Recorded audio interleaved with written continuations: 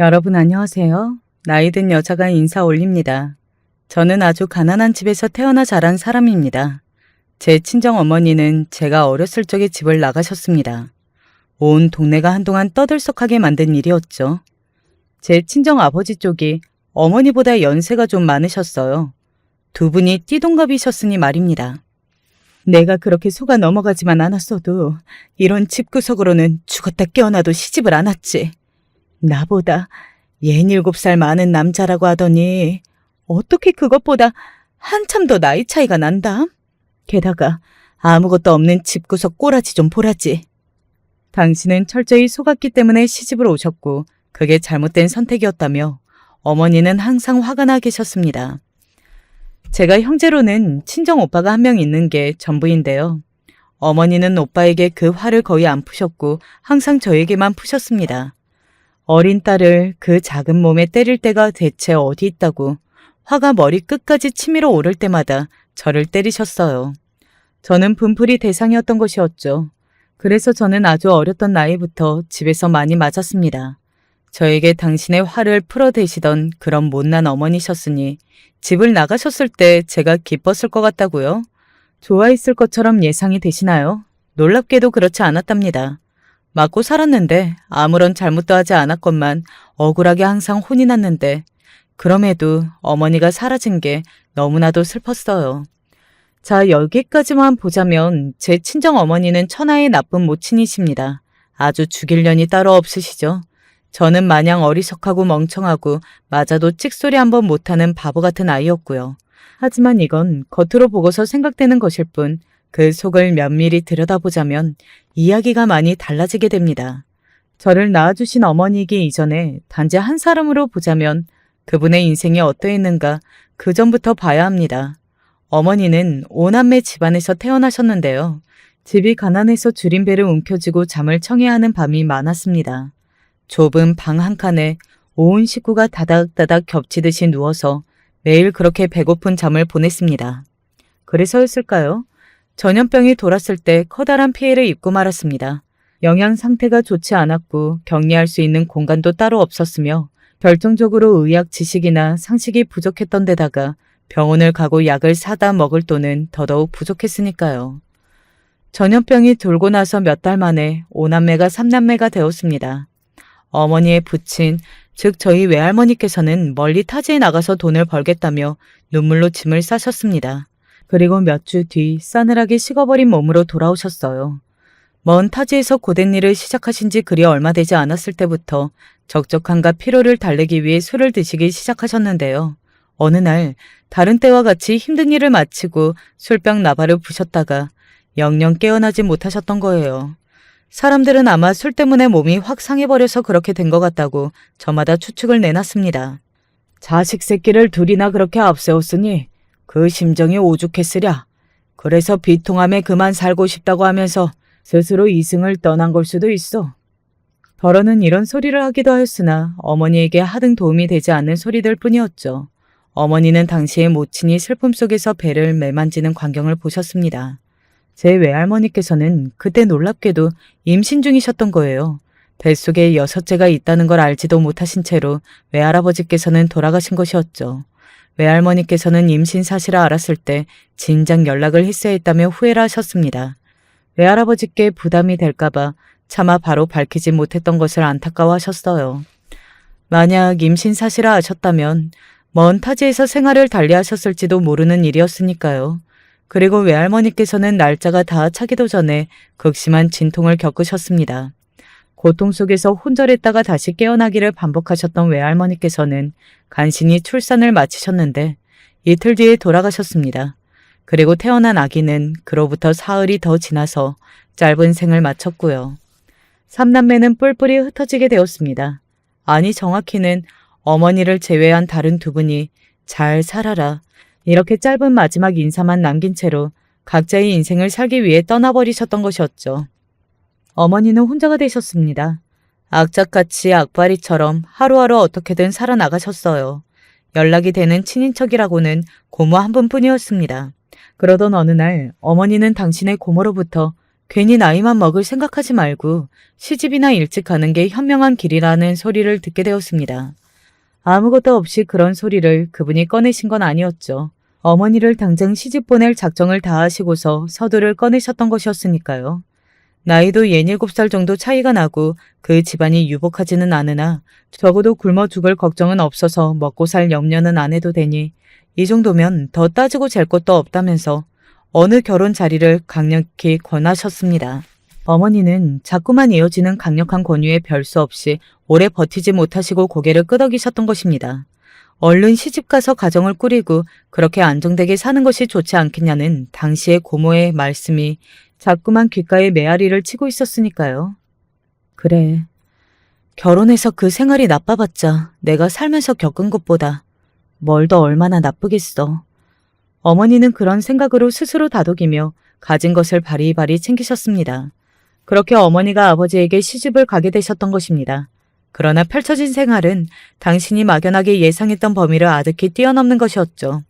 가장 첫째를 꼽아보자면 단연 아버지가 당신과 12살 위였다는 점이었고요. 어머니는 그걸 아신 순간부터 속았다는 기분을 단체 떨쳐내실 수가 없게 되었습니다. 없는 형편에도 부득불 돈을 쥐어짜았으니 네가 그 값을 앞으로 톡톡히 해내야 할 것이야. 친할머니의 호통 앞에서 어머니가 깜짝 놀라 움츠러들었습니다. 매서운 태도 또한 당황스러웠으나 더한 것은 그 내용에 있었죠. 당신의 고모가 설마하니 돈을 받고서 조카를 지질한 결혼 자리에 밀어 넣으신 분일 줄은 상상도 못했기 때문입니다. 친할머니께서는 가뜩이나 돈이 없는 집구석인데 며느리를 들이느라 돈을 썼으니 그만한 값어치를 며느리로부터 반드시 받아내야겠다며 눈을 빛내고 이를 갈고 계셨습니다. 친할아버지께서는 제가 태어나기 전에 돌아가신 분입니다. 생전에 몸이 편찮으셔서 칩거 생활을 오래 하고 계셨고요. 어머니는 오빠를 낳으신 이후로 친할아버지께서 돌아가실 때까지 그 곁에서 수발을 드셨습니다. 아기를 돌보는 것만 해도 사실 벅찬 일이잖아요. 그런데 환자까지 돌보면서 오만 집안일까지 혼자 다 하셔야 했던 것입니다. 어느 날 아침 새벽에 발작이 크게 와서 병원으로 옮겨지셨던 친할아버지께서는 이튿날 바로 돌아가셨어요. 그리고 어머니는 손가락질을 당하셨습니다. 정성이 부족했던 거야, 정성이. 친할머니께서 앞장서서 당신의 며느리를 힐난하셨고 동네 사람들에게도 어머니가 환자 보기를 돌같이 하여서 이렇게 된 거라는 소리를 퍼뜨리셨습니다. 그 일은 어머니로 하여금 이런 생활을 끝내야 한다는 생각을 하게 만들었어요. 이혼? 그렇게 번거로운 걸 해내지 못할 것 같으면 그냥 내가 도망을 가버리면 되는 거지. 안 그래? 호련히 떠나버리셨던 당신의 형제들 역시 그러하였음을 떠올려내신 어머니가 더 이상 이렇게 살지 않겠다고 결심을 내리셨어요.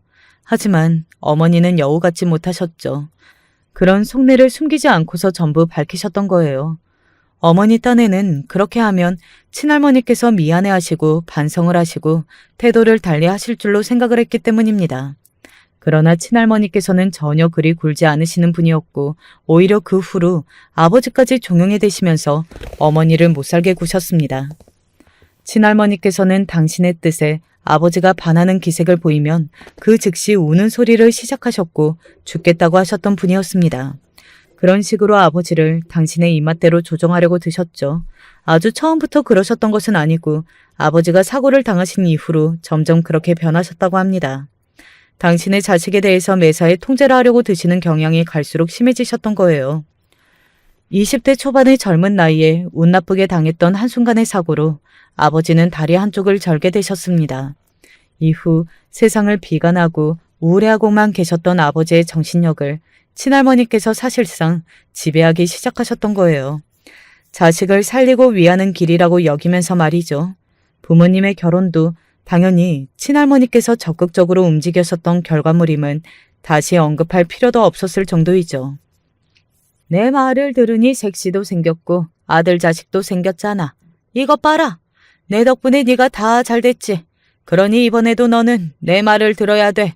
이 어미가 다 생각이 있어서 이러는 건데 네가 안 따라주면 이 어미는 어찌할까?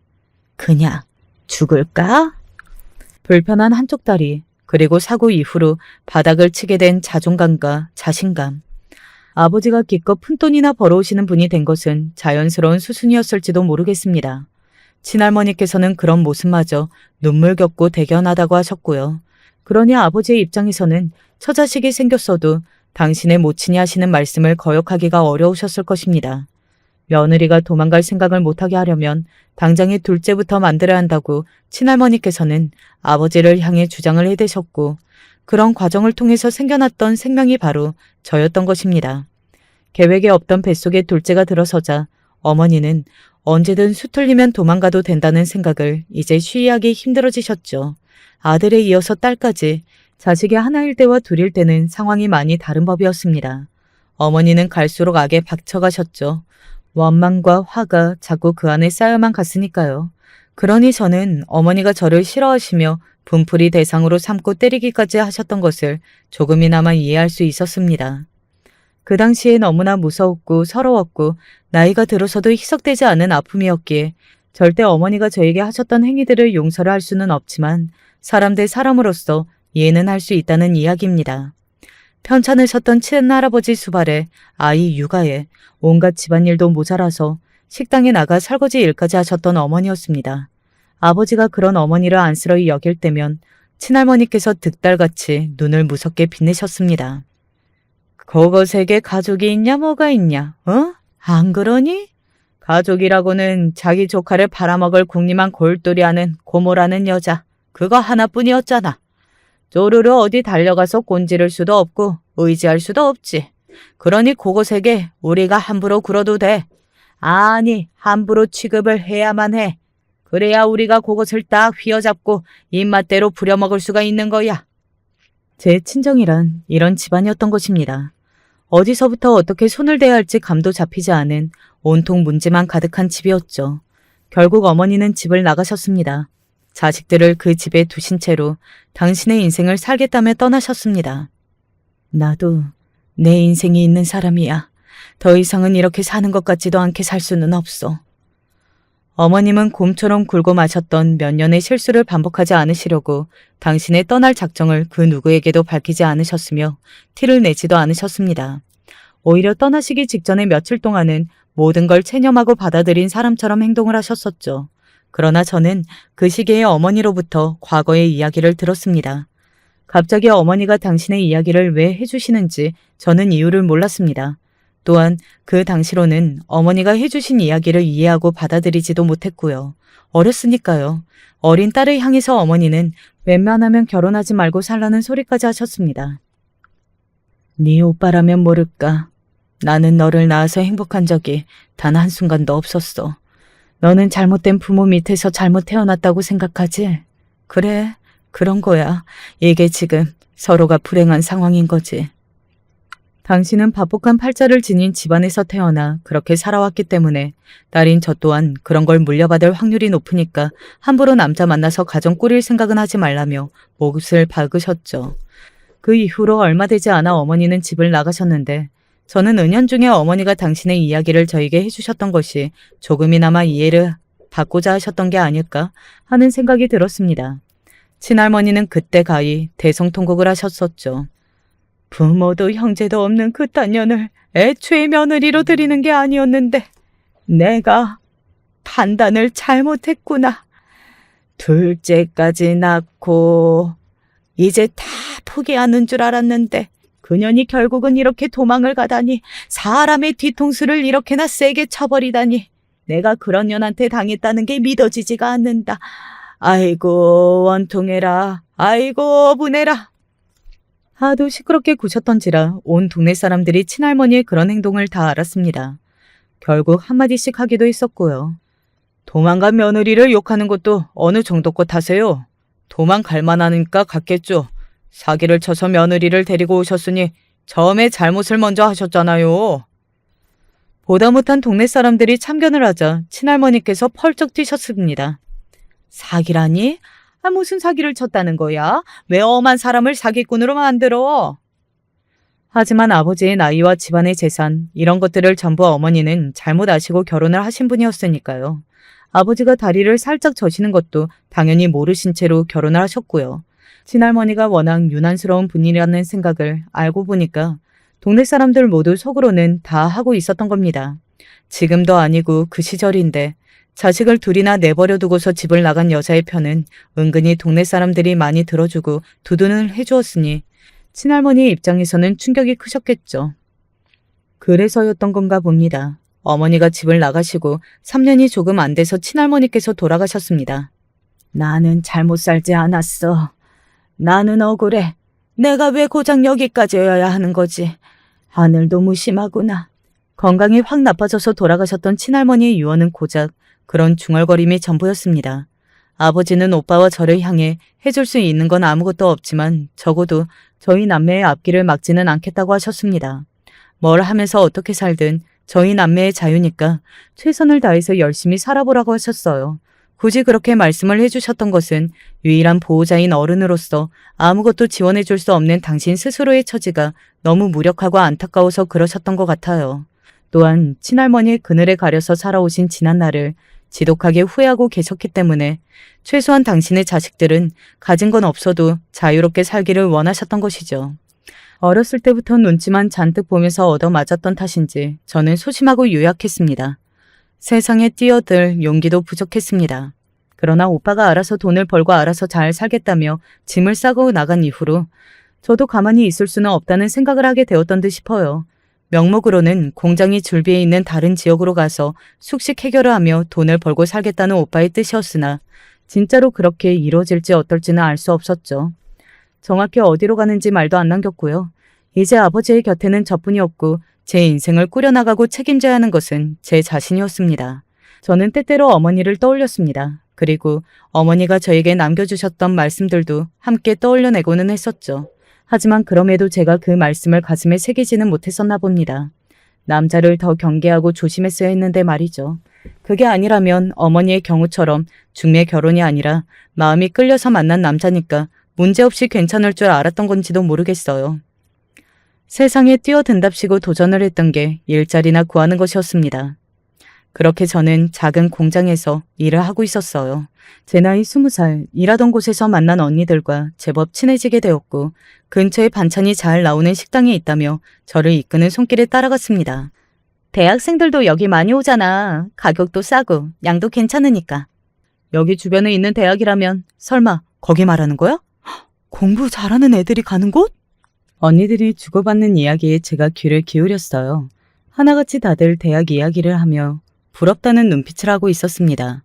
저를 포함해서 모두가 대학 가는 인연이 없었으니까요. 언니들은 그 대학교의 재학생들이 부럽다고 하였지만 저는 그렇지 않았습니다. 저와는 아예 다른 세상의 이야기라고 생각을 했기 때문입니다. 그래서 설마 제가 그 대학을 다니는 사람하고 인연을 맺게 될 줄은 몰랐어요. 어느 날 그 식당에서 자리가 없는 관계로 합석을 하게 되었다가 시작된 인연이었죠. 준수한 얼굴에 깔끔한 옷차림, 그렇게 얼핏 눈으로 보여지는 것만 가늠을 해보아도 잘 사는 집 아들처럼 보였습니다. 제가 아무리 세상 물정을 몰라도 그 정도는 느낄 수 있었으니까요. 제 두근거리는 심정이 드러난 눈빛을 상대가 느끼고 있는 듯 보였습니다. 남녀 간의 관계가 시작되는 것은 고작 그런 사소한 계기로도 가능한 것이었죠. 편의상 바로 남편이라고 칭하고 이야기를 이어가 볼게요. 제 남편은 처음에 제 예상대로 잘 사는 집 아들이 맞았습니다. 그런데 생각보다 조금 더 잘 살아서 알고 났을 때 제가 당황스러웠고요. 나는 이 사람에게 전혀 갖다 붙일 것도 아니구나. 일찍이 포기를 할까도 싶었습니다. 하지만 남편이 자꾸 저에게 자기는 무조건 진심이라고 하였어요. 자기의 마음에는 진심이 가득하며 자기는 저를 운명으로 생각한다고 하였죠. 저밖에 없다고 그랬습니다. 그런 소리를 듣고 어떤 여자가 가슴이 떨리지 않을 수 있을까요? 그러나 애써 저는 현실적인 대답을 내놓았어요. 어차피 우리는 안 돼. 결론은 정해져 있잖아. 오빠도 사실은 속으로 다 알고 있는 거잖아. 내 말이 틀려? 그러자 남편이 절대 아니라고 부정을 하면서 약간 발끈하는 듯 싶더니 저를 데리고 자기 집에 인사를 갔던 거예요. 시댁이라고 바로 칭할게요. 그때 남편의 손에 이끌려서 시댁으로 얼떨결에 인사를 드리러 갔는데 저를 보고서 다들 표정이 어두워졌습니다. 대략 저에 대한 소개를 그 자리에서 남편이 밝혔거든요. 이게 지금 말이나 되는 상황인지. 어떻게 이런 일이... 충격을 받으신 시어머니께서 스르르 주저앉으셨고 그것이 신호라도 된 양 시누이들이 일제히 남편에게 소리를 질러댔습니다. 너 지금 이게 뭐하는 짓이냐고요. 남편은 자기가 뭘 잘못했냐며 왔었고 시누이들이 이번에는 저를 향해 삿대질을 하면서 당장 나가라고 하였습니다. 저는 고개를 푹 떨구고서 돌아섰네요. 눈물이 앞을 가리더군요. 시댁을 나와서 한참을 펑펑 울었습니다. 집에 들어갈 때는 눈물 자국을 말끔히 닦고 들어갔는데 그럼에도 빨개진 눈가까지는 숨겨지지가 않은 모양이었어요. 저를 보신 아버지가 무슨 일 있냐고 걱정스레 물어오셨거든요. 원체 건강과 가깝지 않으신 분이었으나 예전보다 확실히 기력이 다 빠져서 초라하게 계신 모습을 보니까 제 가슴이 막 쓰라렸습니다. 어머니한테 왜 그러셨냐고, 왜 그렇게 무력하셨냐고 단 한 번도 아버지에게 따지지 못했던 것은 아버지 또한 어떤 측면에서 보자면 피해자였고 너무 안 된 분이었기 때문입니다. 좁고 어둑한 저희 집을 보니까 몇 시간 전에 보고 온 멀쩡한 시댁하고는 비교도 안 되었죠. 대체 인생이 뭔가 싶었네요. 답을 모르겠으나 일단 지독하게 불공평한 것이라는 점만은 확실했습니다. 아버지, 사실은 제가 만나는 사람이 부잣집 자식이에요. 차이가 나서 무섭고 두려워요. 제 마음을 이제 접을까 싶어요. 헛된 희망 따위 버리려고요. 저는 제 상황을 솔직하게 밝혔는데 아버지로부터 의외의 대답을 들었습니다. 네가 어디가 어때서? 네가 괜찮은 여자이기 때문에 그런 부잣집 자식놈도 너를 만난 것 아니겠냐? 자신감을 가져라. 네 마음이 가는 대로 따라가도 좋아. 어차피 한 번뿐인 인생이야. 아버지가 그렇게 대답을 해주실 줄은 전혀 몰랐습니다. 너무 의외였고 괜스레 제 마음이 풀어지더라고요. 그래서 이튿날 남편과 진지한 이야기를 하러 만났을 때 그 자리에서 헤어지자고 선을 긋는 대신 더 마음을 다하며 만나자고 말을 해버렸던 것입니다. 남편이 기쁜 얼굴로 저를 안아주었고 그 후로 저희는 시댁에 굳이 말을 안 하고서 몰래 만남을 이어갔습니다. 그러다가 뱃속에 아이가 들어섰어요. 이걸 어째야 하나 싶어서 고민에 고민을 거듭하다가 남편에게 털어놓았습니다. 그러자 남편은 아이가 생겼으니 책임지고 저와 결혼을 해야겠다며 시댁에 선언을 하였어요. 시댁에는 곡소리가 울려 퍼졌고 저는 죄인처럼 고개를 연신 숙이고 있었습니다. 그런데 제가 시어머니께서 울분에 찬 눈빛으로 이렇게 말씀하시는 걸 들어버렸던 거예요. 뱃속에 든 애만 사라지면 되는 거 아니야? 저것만 없애면 되는 거잖아. 분명히 잘못 들은 게 아니었습니다. 눈까지 마주쳤습니다. 겁에 질렸던 저는 이대로라면 정말로 뱃속에 생명을 잃을 수도 있겠다 싶었고 안 되겠다 싶어서 가방부터 쌌어요. 아버지한테는 아는 언니 집에 가서 당분간 지낸다고만 말씀을 드렸고요. 공장에서 연을 맺었던 언니들의 집으로 오가며 그렇게 지내다가 한 달 만에 잡혔습니다. 저를 찾던 남편이 결국 제 꼬리를 밟았는데 그러자마자 시댁에서 움직였던 거예요. 당장 시어머니께서 저를 잡아 끌고 병원으로 향하셨죠. 그냥 같이 가서 확인이나 해보자니까 왜 겁을 먹고 그러니? 누가 잡아먹는데? 무섭게 외치시던 시어머니를 거스를 수가 없었습니다. 그런데 병원에서 확인을 해보니 제가 임신 사실을 생각보다 늦게 안 거였더라고요. 이미 태아가 뱃속에서 많이 자란 상태였습니다. 제가 또 남들보다 겉으로 배에서 티가 안 났던 거였어요. 결정적으로 뱃속의 아이는 아들인 모양이었습니다. 거기까지 확인하신 시어머니의 눈동자가 흔들리고 있었습니다. 남편은 왜 멋대로 행동하냐면서 자기 가족들한테 따지고 난리를 쳤고요. 그러자 시어머니께서 당신이 한 수 접겠다고 하시며 저보고 시댁에 들어와 살라고 하셨습니다. 이미 임신한 지 꽤 됐는데 얼른 애부터 낳아야 할 거 아니냐고 그러셨어요. 그래서 저는 아버지께 죄송하고 민망한 소식을 알려드렸죠. 임신을 했고 이만저만해서 그 집에 가서 살게 되었으며 일단은 몸부터 풀기로 했다고요. 죄송하다고 그랬더니 아버지가 놀라서 아무 말씀도 안 하시다가 제가 집을 나설 때 겨우 한마디 내뱉으셨습니다. 내가 미안하다. 그 목소리가 생각이 나서 시댁에 들어가며 제가 눈물을 훔쳤었네요. 저는 23 봄날의 아기를 낳았습니다. 출산을 하자마자 이상하게 어머니 생각이 나서 너무 슬펐어요. 어머니의 옛날 이야기가 왜 그렇게 떠오르던지요. 어렸을 때는 뭣도 모르고 그냥 들었던 그 이야기가 이제 와서는 미치게 가슴이 아팠습니다. 태어난 아기의 눈에 금세 자리 잡은 것은 쌍꺼풀이었어요. 저는 쌍꺼풀이 없었고 시댁 사람들은 모두 있었습니다. 또한 아기를 보면서 시어머니께서는 당신의 막내 동생이 떠오른다고 하셨었죠. 그렇게 아기가 당신의 손자임을 시인하고 인정하셨고요. 저는 아기를 낳고서 시댁에서 그냥 그렇게 살았어요. 아무런 말도 못 꺼내고 아기를 돌보면서 집안일을 하면서 그렇게 시댁에서 조용히 살았습니다. 다들 저를 군식구 대하듯 서늘하게 쳐다봤고 그것은 때때로 남편도 마찬가지였습니다. 저는 제가 이방인이라는 생각을 지울 수가 없었고 그 누구의 비위도 거스르지 않기 위해서 숨을 죽이고 하루하루를 보냈어요. 그러다가 아기의 첫돌이 지나고 나서 제가 간신히 입을 뗐습니다. 근데 우리는 부부가 됐다고 관공서에 가서 신고도 안 하는 거야? 그러자 남편이 크게 당황했습니다. 그거? 이미 다 돼 있는데? 정말이야? 나는 하루 간 기억이 없는데 어떻게 돼 있지? 그거 원래 아기가 태어나면 자동으로 신고가 되는 거야. 시스템이 그래. 그렇구나. 나는 또 괜한 걱정을 했네. 민망해하던 제가 남편의 눈에는 얼마나 바보 같아 보였을까요? 그로부터 얼마 지나지 않아 저는 남편이 결혼을 할 거라는 사실을 알게 되었습니다. 결혼이라니? 내가 있는데 아이까지 낳았는데 다른 여자하고 결혼이라니. 대체 이게 무슨 소리인 거야? 시댁 사람들이 하는 이야기를 처음 엿들었을 땐 뭔가 잘못 들은 줄 알았어요. 하지만 맞았더라고요. 상대는 꽤 잘 사는 집안의 고명딸이라고 했습니다. 격이 맞는 며느리라고 칭하며 시어머니께서는 격이 떨어지는 저만 사라지면 모든 게 안정적으로 돌아갈 일이라고 하셨어요. 지금 저보고 아이와 함께 사라져달라는 그런 말씀이신가요? 저는 제가 여태까지 이 집안 며느리인 줄 알았는데 그게 다 저의 착각이었다고요? 어떻게 다들 그러실 수가 있나요? 시끄러워. 어디서 소리를 질러?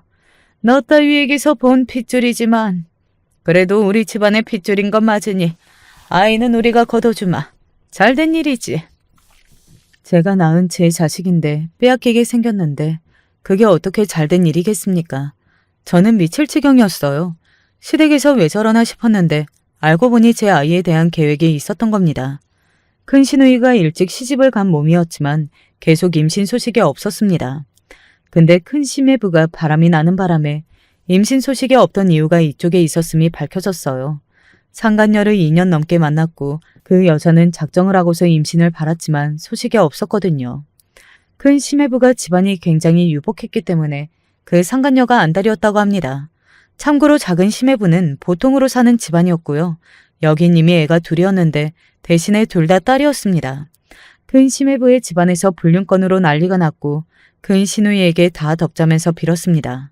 큰 시누이는 자기 시댁이 워낙 잘 사니까 이혼이라든지 다른 건 생각 못했대요. 시부모님이 절대 허락 안 하실 게 확실했고요. 그래서 결론은 큰 시누이네한테 제 아이를 보내려는 것이었습니다. 큰 시매부 집안에서도 대찬성을 했고요. 아이의 엄마인 저 빼고 모두가 한통속으로 이미 작당을 끝냈다는 것에 저는 실신까지 했었습니다. 울부짖으면서 살려달라고 했어요. 그러자 우리가 너를 죽이는 것도 아닌데 왜 살려달라고 하냐면서 시어머니께서 저를 비웃으셨습니다. 남편은 비통하게 눈을 질끈 감으면서 나를 외면했어요. 당분간 먹고 살 만큼은 챙겨서 돌려보내주마. 그러니 좋게 말할 때 좀 꺼져주지 그러니. 제가 그냥 이 집에서 일을 하겠습니다. 그러면서 아이 키울게요. 그래도 안 될까요? 시어머니 앞에서 울며 불며 비는 저를 남편이 잡아 끌었습니다. 그리고 미친 이야기를 저에게 속삭였어요. 매형 집안이 보통이 아니야. 앞으로 어떻게 될지 몰라. 출세길이 제대로 열릴 수 있는 집안이야. 자, 생각을 해봐. 그러면 나중에 우리 아이가 그거 다 차지하고 누리는 거야. 우리? 우리라고 했어? 애초에 우리라는 생각은 있었니? 당신이 왜 이렇게 변한 거야? 원래 이런 사람이었어? 미안해. 우리 사이에는 넘을 수 없는 벽이 있었고 내가 그걸 몰랐어. 미안하다고 하면 다인가 싶었습니다. 그런데 그때 마침 아버지가 많이 편찮아지셨어요. 병원비가 필요했습니다. 아버지를 살리고 아이도 잘 살게 해줘야지 않겠냐는 시댁의 압박이 들어왔습니다. 아이한테 박복한 팔자를 물려주고 싶어? 만약에 데리고 가면 그러면 뭘 어떻게 할 건데? 무슨 수로 풍족하게 키워줄 건데? 어떤 인생을 안겨줄 수 있는데? 남편의 말이 제 가슴을 찔렀습니다.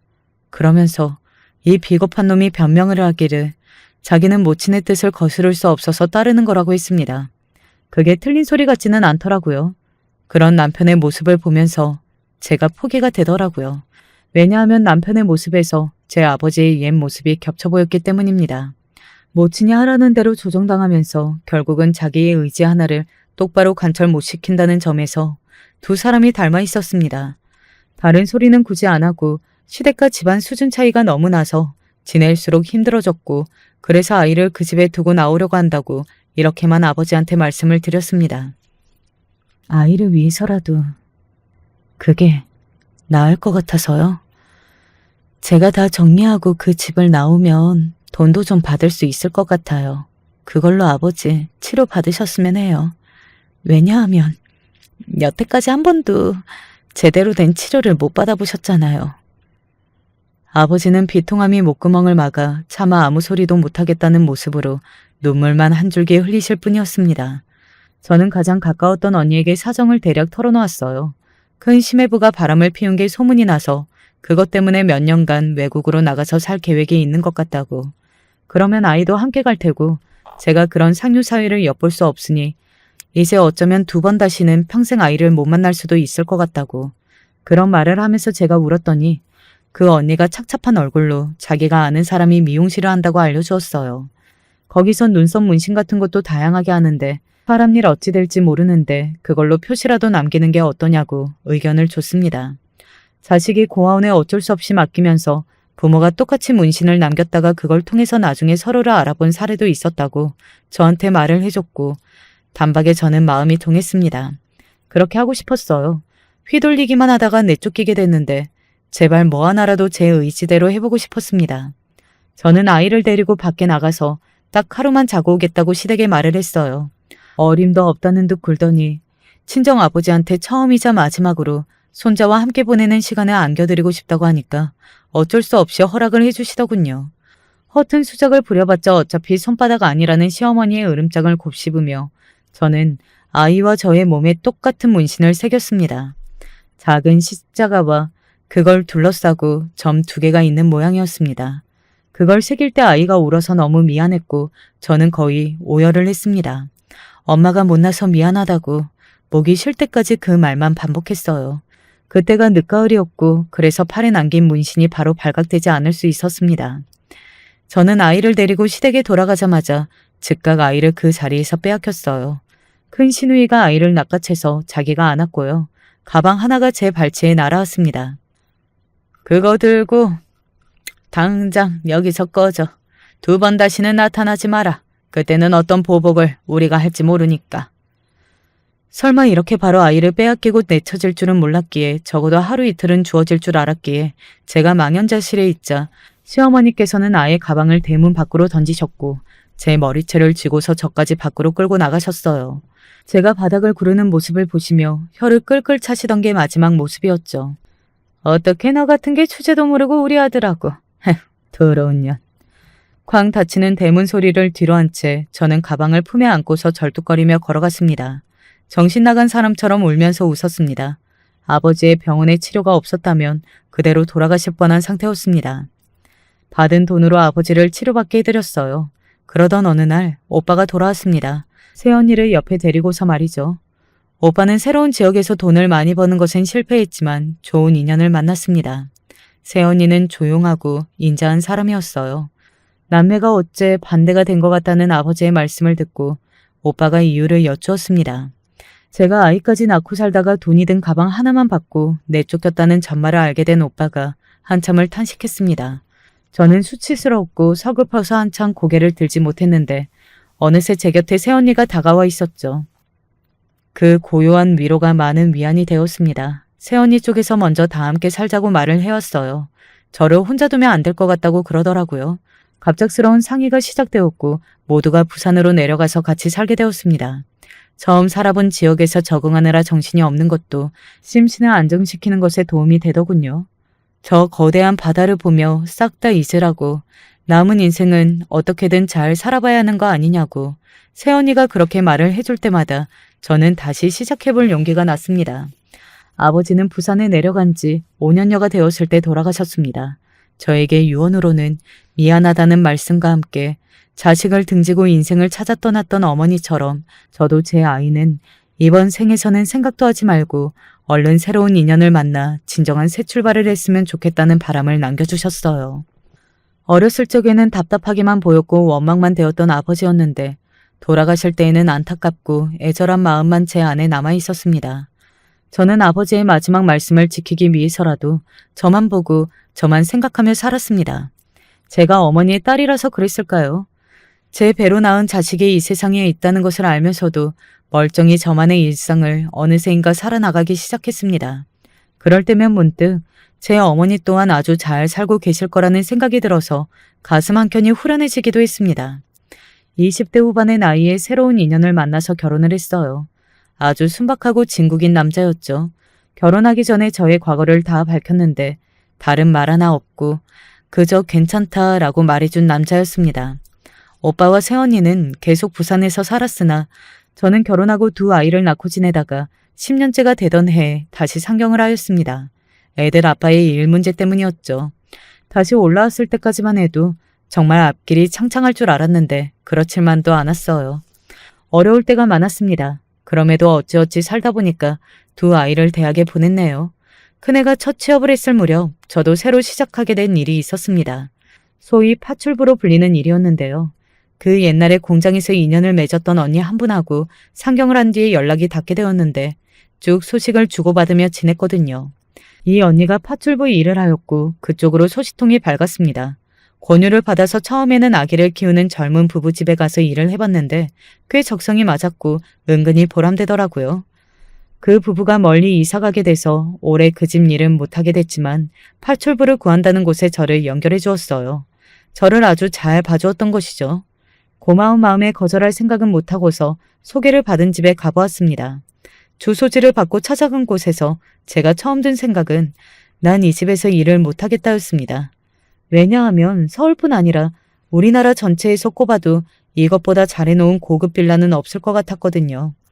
유명 연예인이며 사업가들이 산다는 그런 곳에 제가 어찌 발을 들이겠나 싶었는데 저를 맞아주신 사모님의 인상이 너무 좋았어요.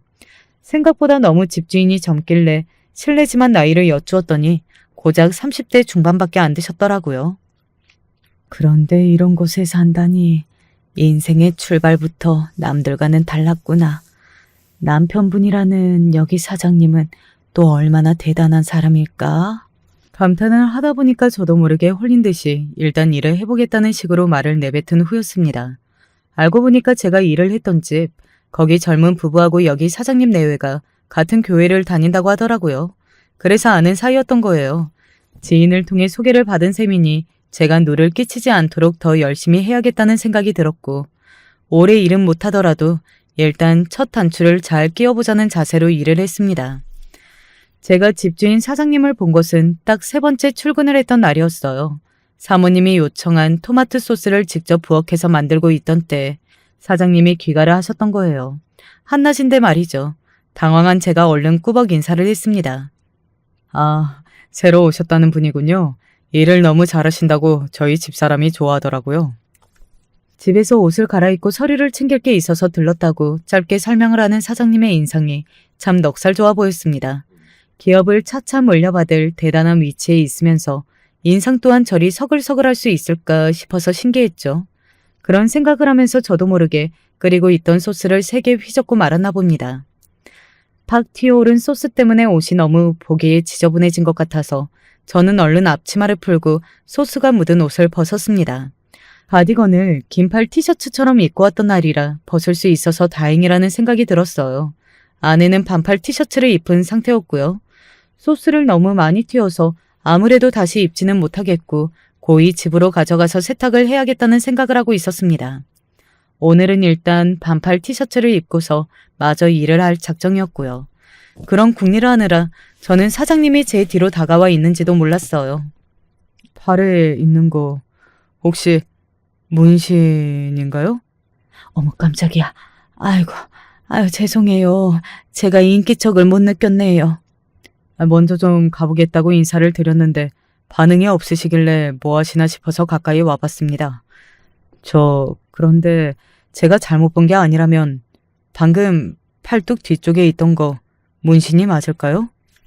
가디건을 벗느라 반팔 티셔츠에 자락이 말려 올라갔던 듯 싶었어요. 하필이면 그 문신을 들키다니 설마 해고되는 건가 싶어서 속으로 한숨이 나왔습니다. 이럴 운명이었구나 싶기도 해서 순순히 시인을 하였고요. 네, 맞습니다. 사연이 좀 있어서요. 문신이라니 보기 좀 안 좋죠. 그만두라고 하시면 지체 없이 지금 바로 나가겠습니다. 아니요.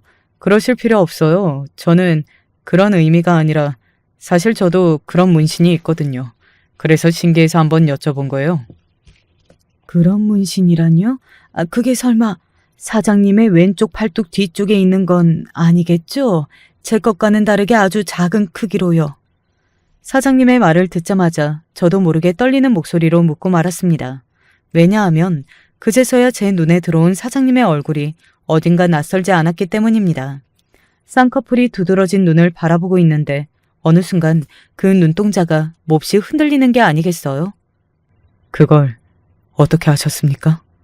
자신이 아는 한 아주 어렸을 때부터 그 문신이 있었고 가족들에게 물어봐도 아무도 대답을 해주지 않았으며 지우라는 권유를 많이 받았으나 이상하게 그러고 싶지 않아서 그냥 놔두었다는 그런 설명을 사장님이 홀린 듯이 떠돌고 있었습니다. 본능적으로 알았던 걸지도 모르겠습니다. 눈앞에 있는 서로가 너무나도 가까운 핏줄이라는 사실을요. 간신히 정신을 붙잡고서 사장님에게 양친의 성함이 어떻게 되시냐고 물었던 저는 대답을 듣자마자 그 자리에서 반쯤 기절하며 주저앉고 말았습니다. 어찌 그 이름들을 제가 잊을 수 있었겠나요? 한시도 잊은 적이 없었습니다. 이렇게 되자 제 정체를 밝히고 안 밝히고 고민할 겨를 조차 없었습니다. 네, 내가 엄마예요. 내가 엄마라서 알았어요. 그 문신 내가 내 새끼한테 남겼으니까. 네? 엄마라니 그게 대체 무슨 말씀이신지. 사장님, 아니 제 아들은 제가 울부짖는 걸 보면서 차마 이 상황을 부정하지 못한 채 넋이 나가 있었습니다. 저에게 물을 떠다 줬고 저는 거의 정신이 나갈 뻔했다가 물 한 모금 마시고 나서 힘들게 정신을 다잡았습니다. 제 아들의 얼굴을 봐야만 했습니다. 직접 만져봐야만 했습니다. 그 일념에 사로잡혀서 아들의 얼굴을 손으로 어루만졌고 그러자 놀랍게도 아들의 눈에 눈물이 고였습니다. 무슨 이야기인지 설명을 해줄 수 있냐는 아들의 떨리는 목소리를 듣고 난 후 저는 울면서 고개를 끄덕였습니다. 그때부터 아주 긴 이야기가 시작되었습니다. 저는 제가 어쩌면 아버지의 아들이 아닐 수도 있다고 생각은 했었습니다. 너무 안 닮았으니까요. 하지만 이런 엄청난 비화가 있을 줄은 살면서 상상조차 못 해봤습니다. 늘 궁금했던 작은 문신에 그런 사연이 담겨져 있었을 줄이야.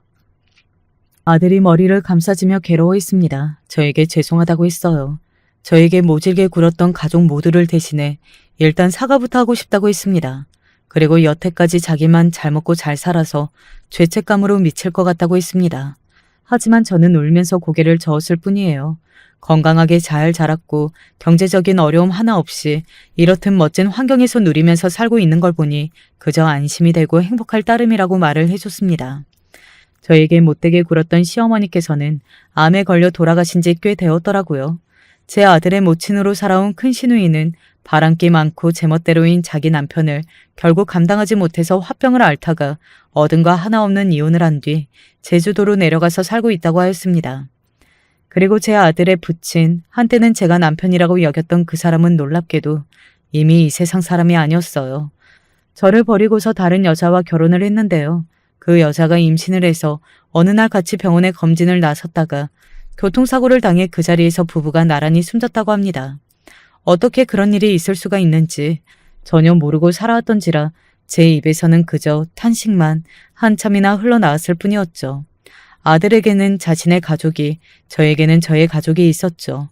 그래서 이런 기적 같은 순간이 맞이했다고 해서 당장 같이 산다든가 그런 결정을 내릴 수는 없었습니다. 아들은 그걸 원했고 제 정체를 알게 된 후 기절할 듯 놀랐던 며느리 역시도 자기 또한 찬성을 한다고 그랬으나 저는 같이 살 수 없었어요.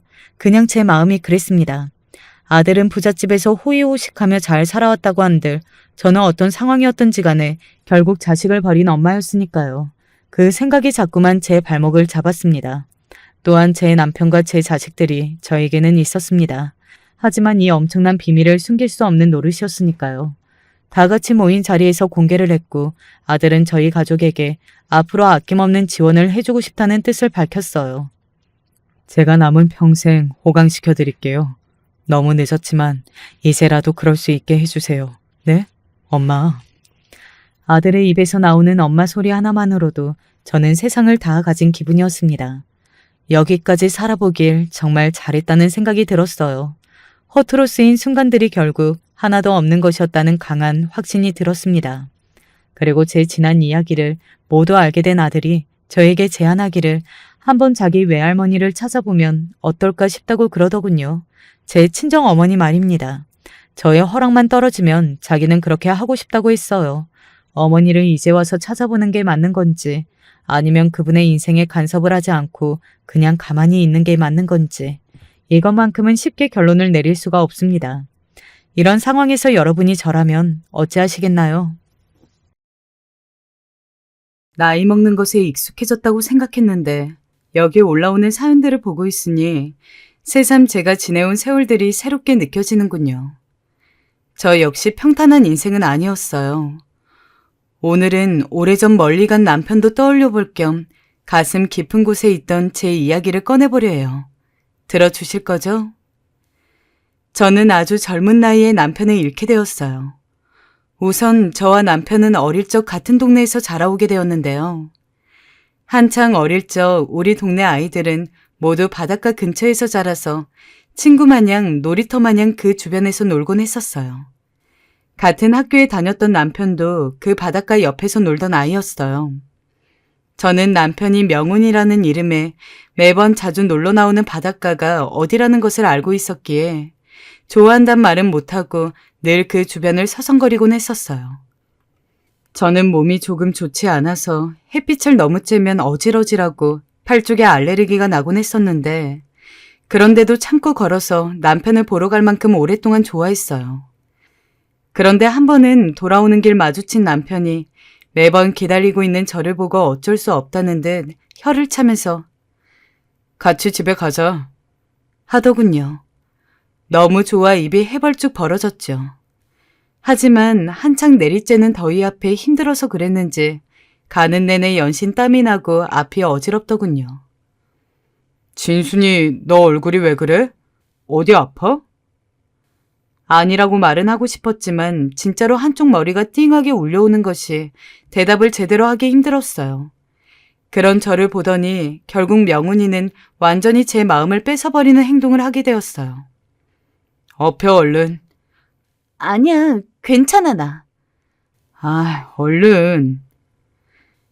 그런데 이때 저만 괜찮다고 생각했는지 명훈이 등에 엎여 뭔 정신인지도 모르는 상태로 집에 도착하자 엄마는 제 얼굴을 보고 기겁하시더라고요.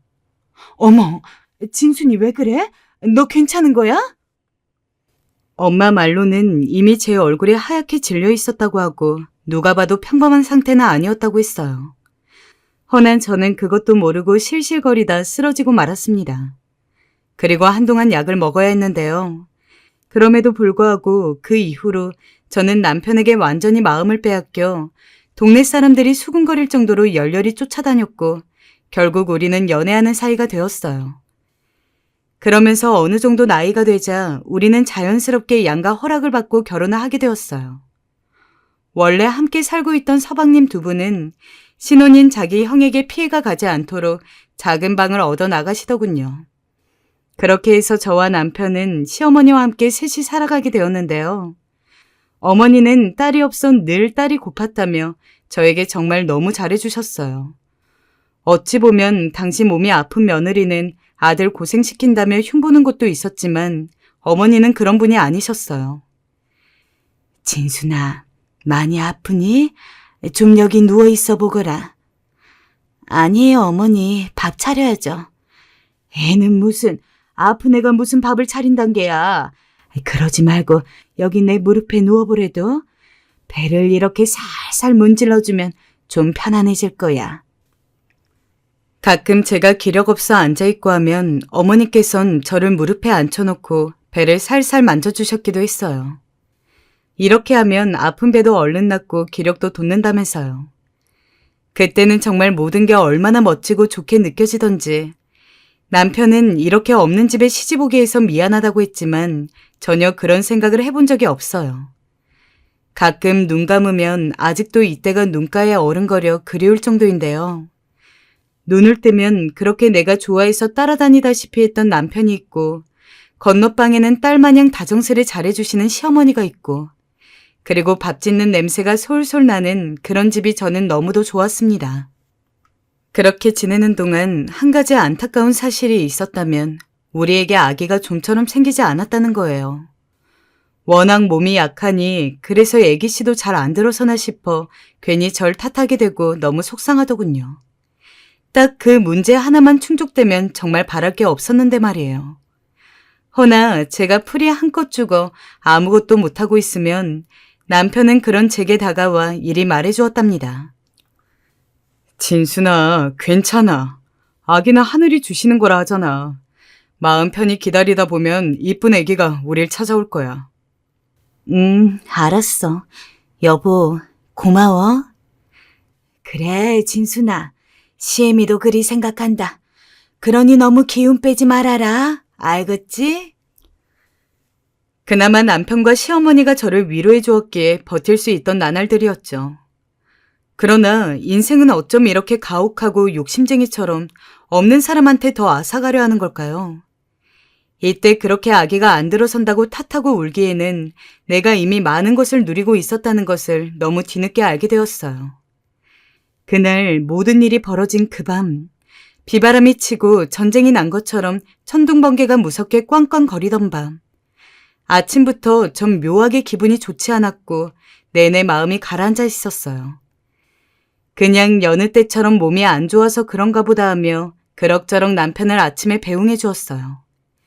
그리고 가끔 일찍 들어올 때가 있고 늦을 때가 있는 남편을 위해 밥도 준비하고 집도 치우고 이것저것 일들을 하고 있는데 유독 날씨가 짓궂더군요. 바다에 나간 가족들을 둘러보는 사람들의 마음이란 늘상 이럴 때 썩 좋지 않았고 우리 남편은 더더욱 뱃일을 하는 게 그렇게 손에 익지 않고 힘들다는 말을 많이 했기 때문에 무척 마음에 걸렸어요. 그래도 어찌되었건 일머리는 나쁘지 않은 사람이었고 그런 상태로 수년을 보냈으니 새삼스러울 것도 없었는데 그날따라 마음이 왜 그랬는지 모르겠어요. 이상하리만치 천둥번개가 무섭게 치고 있었고 바다에 나가는 남자들을 숱하게 봐오신 어머니도 걱정이 좀 되셨는지 같이 나와 계시더군요. 어머니, 그이 괜찮겠죠? 그럼, 진순이 너는 안색이 안 좋구나. 들어가 있거라. 여긴 시애미가 있을게. 아니에요. 저도 여기 있을래요. 들어가래도. 그날도 좀 어지럽고 앞이 핑핑 도는 것 같았는데 어머니가 제 안색을 먼저 알아채곤 얼른 들어가라 하셨어요. 여차하면 쓰러질 것 같아 일단은 방에 들어와서 쉬게 되었어요. 그러다가 잠이 들었는데 꿈에서 동네 아주머니들이 아주 야단스럽게 우리 집에 들이닥치더군요.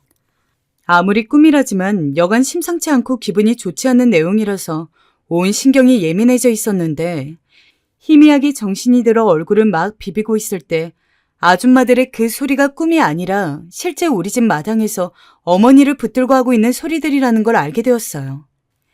끔찍하게도 배가 전복되어서 돌아오지 않고 있고 비상이 걸렸다는 얘기였어요. 저는 그 자리에서 벌떡 일어나 문을 박차고 나갔고 아주머니들을 붙들고 무슨 소리냐고 물었어요. 그게 진순아, 어쩌면 좋니? 자초지종을 들어보니 역시나 같은 말이었고 어머니는 그만 그대로 다리가 꺾여 주저앉고 마셨어요. 저는 그런 어머니를 뒤로하고 아주머니들을 따라 신발도 대충 구겨 신고 비바람을 뚫어가며 정신없이 미친 듯이 바닷가로 나가게 되었어요. 그날 아침 이후로 저는 계속 그 바닷가 앞에서 돌아올 배를 기다렸어요.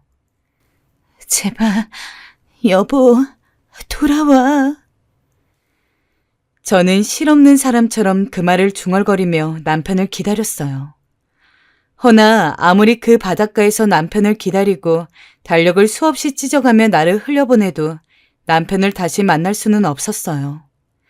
아침에 잠깐 피곤한 얼굴로 나갔던 남편은 그렇게 바다에 휩쓸려서 어디까지 가버렸는지 정말 황망하고도 말도 안 되는 상태로 저와 어머니로부터 분리되어 버렸어요. 제가 바닷가에서 못 나오고 있자 아줌마들이 달려와 저를 끌어내다시피 하여 바닥에 눕혀 죽을 떠먹여 주셨죠. 이젠 보내야 해, 진순아. 보내야 한다니 누굴 말입니까? 저는 그때까지도 남편의 죽음을 받아들일 수 없었어요. 허나 그 후 남편을 잃은 저는 유가족이라는 어이없는 이름표를 달고 있어야 했으며 어머니와 저는 넋이 나간 상태로 뭘 삼키지도 못하셨어요. 보다 못한 친정 어머니가 와서 밥을 억지로라도 챙겨주려고 하실 정도로 보통 비참한 상황이 아니었어요. 1년에 몇 번이고 아파서 앓아 눕는 삐쩍 마른 아내를 데리고 살면서도 늘 수줍게 웃어주고 꽃을 따다 귀 옆에 꽂아주던 남편. 육지로 나가서 그 하고 싶은 공부를 더 했더라면 더 많은 걸 했었을 그 사람. 어머니와 아내를 먹여 살리기 위해 좋아하지도 않은 바다로 나가서 늘 굳은 일을 했던 그 사람. 이제 그 사람은 없었어요. 저는 이 모든 것이 다 내 탓 같았고 스스로가 너무 원망스러웠어요. 결혼을 하지 않았더라면 적어도 어머니만 계신 상태였다면 이런 일이 있었을까 하는 생각이 머릿속을 계속해서 맴돌았어요. 내가 이 사람의 짐이 되어 발목을 잡은 것 같아 하루에도 몇 번씩 괴롭고 토할 듯한 메스꺼움이 올라왔어요. 어머니의 슬픔은 이루 말할 수가 없었어요. 남인 나도 그렇게 남편을 이렇게 사랑했는데 그렇게 순하고 착한 성품을 가진 아들을 잃어버린 어머니의 심정은 어떠할까요? 저는 자식이 없지만 어머니의 마음은 이루 헤아려 보기도 겁날 정도로 너무나 불쌍하고 가엾게 느껴졌어요. 어머니는 하루 종일 바닷가 쪽을 바라보시기만 하셨어요. 하지만 우리 집에서는 딸이 나이 30에 애도 없이 과부가 되어버렸다며 가뜩이나 몸도 약하고 정신적으로도 힘든 걸 보고 있자니 견딜 수 없었나 봅니다. 계속 저보고 그만 친정으로 들어오라고 말씀하시더군요. 언제까지 그렇게 바닷가에 멍청이 나가 앉아 있을 거야. 가슴은 아프지만 너도 네 인생 살아야지 않겠어? 몸도 성치 않은데 그러고 있어봤자 다 힘들어지는 거야. 얼른 나와서 너도 좀 있다가 새 시집 갈 생각을 해야지. 엄마, 나는 싫어. 나는 못해. 진순아, 엄마 말 안 들을 테야? 너 그럼 지금 과부로 살겠단 게야? 그 나이에? 차라리 그게 나아. 엄마 말이 틀린 것은 아니라는 걸 저도 알았지만 막상 그 뜻을 따르려니 몸이 돌처럼 굳어버리고 마음이 전혀 움직이지 않았어요. 그래서 저대로 고집을 부리고 있었죠. 남편의 죽음을 이미 제 탓이라 생각하고 있던 입장에서 저만 좋다고 제 행복을 쫓아갈 수가 없었어요. 하지만 시어머니께서 그날따라 무척 진지하고 엄숙한 얼굴로 저를 불러 앉히셨어요. 진순아, 너나 나나 서로 보고 있자니 너무 힘들구나. 벌써 6개월이나 지났다. 힘들지만 우리 이만 정리를 하자꾸나. 이대로 가다간 늙은 나는 그렇다 치고 너는... 어머니, 싫어요. 어머니 무슨 말씀하실 줄 아는데요. 저는 싫어요. 어머니도 저보고 이제 네 삶을 생각해서 나가라고 하시는데 저는 그 어떤 말도 귀에 들려오지 않았어요. 외려 저보고 나가라고 하시는 게 더 야멸차게 느껴졌고 남편의 모든 기억이 깃들어 있는 이 집을 떠나는 것은 정말 죽기보다 싫었어요. 어머니 제발 저 나가라고 하지 말아주세요. 저 명우 씨 기다리지 말라고 하시면 그만할게요. 제가 잘못했어요. 다 잘못했어요. 하지만 이 집에는 있게 해주세요. 어머니랑 같이 살게만 해주세요. 이대로 나가면 저는 못 살아요. 진순아, 그게 무슨 말이니? 네가 왜 못 살아? 이대로면 내가 널 붙잡는 꼴밖에 안 되는 거야. 어머닌 어머니대로 저에게 애원하셨어요. 절 친딸처럼 생각하셨으니 더 안타까우셨을 거예요. 허나 남편과 그대로 닮은 얼굴을 하고 있는 우리 어머니. 첫 아들이라서 얼굴을 완전 쏙 빼닮았기 때문에 저는 더 어머니가 애틋했던 것 같아요. 동네에서는 세상에 저렇게 제 팔자를 꼬는 여자가 다 있냐고 저에게 보통 손가락질을 해대는 게 아니었으나 저는 곧 죽어도 그 집에 붙어있고 싶었어요. 어머니는 그런 절 보며 한숨을 푹푹 내쉬었어요. 물론 어머니는 몇 번이나 저를 내치려고 하셨어요. 그러다 한 번은 어머니답지 않게 거칠게 화를 내시더라고요. 어머니가 그렇게 화를 내시는 모습은 처음이었죠. 너 동네 사람들이 지금 나보고 뭐라 수근거리는지 아니? 내가 널 나가지 못하게 막고 있다고 하더라. 내가 왜 너 때문에 그런 말까지 들어야 하니? 그냥 제발 좀 나가라. 사람 속 시끄럽게 하지 말고. 어머니, 죄송해요. 죄송하단 말을 듣고 싶은 게 아니고 네가 나가야 나도 산다고. 이렇게 사는 건 아니야. 당장 짐 싸서 나가거라. 안 나가면 내가 짐 싸서 내칠 테니. 저는 졸지에 어머니 바짓가랑이를 붙들었지만 어머니는 고개를 돌리고 절 쳐다도 보지 않으셨어요. 그날따라 펄펄 뛰며 화만 내시는데 저는 도저히 어머니 말에 반기를 둘 수가 없었어요. 입 꾹 다물고 눈물만 흘리고 앉아있자 어머니는 나서서 제 짐까지 싸셨고 전 어쩔 수 없이 그 짐을 들고 나갈 수밖에 없었어요. 나가면서도 어머니 모습이 너무 밟혀 뒤를 돌아봤지만 어머니는 끝까지 매몰차게 나오시기로 작정을 했는지 절 배웅조차 하지 않으셨어요. 허나 저는 알고 있었죠. 우리 어머니가 지금쯤 눈물로 마음으로 저를 배웅하고 있으리라는 걸. 절 위해 일부러 그리 화를 내셨다는 걸요. 그렇게 저는 발걸음이 떨어지지 않는 길을 겨우 나서 친정에 도착했어요. 아이고, 우리 딸 왔구나. 그래, 진순아, 잘 생각했다. 잘 생각했어. 엄마는 절 안고 엉엉 아이처럼 우셨고 저 때문에 집안 온 식구들이 나와 있었어요. 나중에 알고 보니 엄마가 저 없을 때 시어머니를 찾아가 언제까지 애를 붙들고 있을 거냐며 내보내라고 소리를 쳤다고 하더라고요. 그 바람에 시어머니도 어쩔 수 없이 저를 내칠 수밖에 없었고요. 당시 저는 그걸 알 리 없었기에 그저 친정에서 쥐죽은 듯 일만 하며 살았어요. 아무래도 처음엔 그 바닷가를 떠나 새로운 곳에 오니 남편에 대한 슬픔도 어머니 생각도 조금씩 잊혀져 가는 듯 했어요. 가끔 우리 어머니 밥은 잘 챙겨 드시고 계시나 걱정이 되긴 했지만 그럴 때마다 잘 살고 계실 거라 생각하며 마음을 동요매었습니다. 허나 그러던 어느 날이었어요. 친정에 온 지 1년쯤 되었을까요? 갑자기 동네 아줌마가 저희 엄마를 찾아오더니 혼자 사는 총각이 있는데 나이는 좀 많지만 직업도 교사이고 사람이 괜찮다는 말을 하는 거예요. 어머, 그래요? 그럼 우리 진순이 짝으로 딱이네. 진순아! 진순아! 어머니는 제 방문을 열고 화색이 도는 얼굴로 얘기를 전달하셨어요.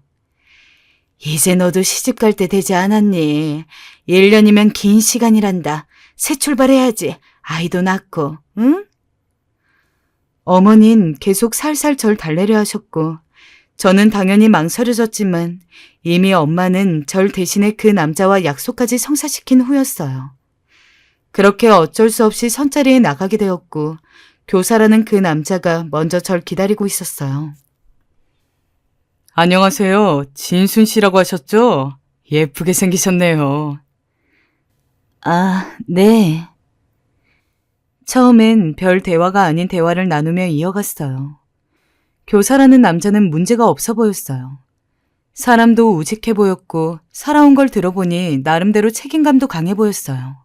거기다 자기가 나이가 많은 거에 약간의 미안함도 있는지 멋쩍은 얼굴로 제 나이가 많아서 진순 씨 짝으로 어울릴지 모르겠네요. 하는 말을 하는데 어떤 면에선 사람이 순박해 보였습니다. 선자리가 끝나갈 때쯤엔 역시나 제안을 하더라고요. 진순 씨, 우리 한 번 더 만날까요? 영화 보러 가지 않을래요? 영화요? 당시 영화는 지금처럼 누구나 쉽게 볼 수 있는 거리가 아니었기 때문에 저로서는 좀 낯설었어요. 허나 남자는 영화 보는 걸 좋아한다며 저와 영화 구경을 꼭 하고 싶다 하더군요. 그래서 남자와 함께 얼떨결에 다음 약속을 잡아버렸습니다. 집안에선 그 소식을 듣자 난리가 났어요. 엄마는 특히 얼굴에 세상 밝은 미소를 지으시며 너무도 기뻐하셨고요. 그래, 다음에 또 만나기로 했다고? 사람은 어떻드나? 뭐, 괜찮았어요. 괜찮드나. 그래, 그럴 줄 알았어. 우리 진순이 이제 곧 시집 가겠네. 아휴, 내 가슴에 한이 다 풀린다. 아이고, 하나님 아버지, 이렇게 우리 진순이를 살리시네요. 엄마가 날뛰자 덩달아 집안 식구들도 마치 결혼이라도 할 때 좋아했고, 저는 떠밀려 계속 그 남자를 만나게 되었습니다. 사실 그 남자를 만나면서 저는 딱히 좋다는 건 없었어요.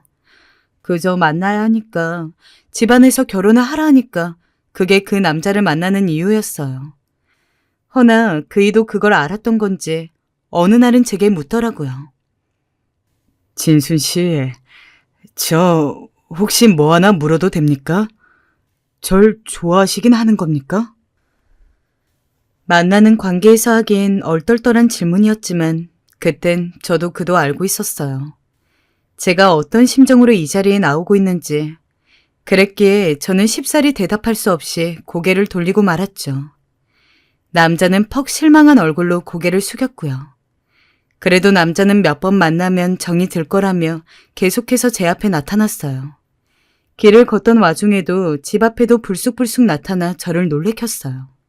그러면서 진순 씨, 자주 보면 정드는 거래요. 라는 말 한마디를 하곤 쑥스러운 얼굴로 사라져버리곤 했습니다. 그렇게 그 남자를 만난 지 반년쯤 되었을까요? 양가 집안에선 서둘러 결혼시키자는 얘기가 흘러나오고 있었어요. 진순아, 엄마가 보기엔 그 남자 사람도 순박해 보이고 참 성실해 보이더라. 엄마한테 하는 것만 봐도 알아. 이젠 너도 마음 잡았으니 갈 때 되지 않았니? 얼른 날 잡자. 엄마는 날마다 저를 구스리러 들었고 집안 식구들 역시 마찬가지였어요. 어느새 제 혼사는 당연히 이루어질 일이 되었고 집안은 벌써부터 축제 분위기였습니다. 그러던 어느 날 몸이 좀 아픈 날이었는데요. 남자가 갑자기 약을 전해준다며 저를 공원 앞으로 불러내더라고요. 무슨 일인가 해서 아픈 몸을 이끌고 나갔는데 제 손에 작은 꽃다발을 쥐어주며 말하더군요. 진순 씨, 저랑 살아주세요. 제가 그 누구보다 행복하게 해드리겠습니다. 저는 쉽사리 대답할 수가 없었습니다.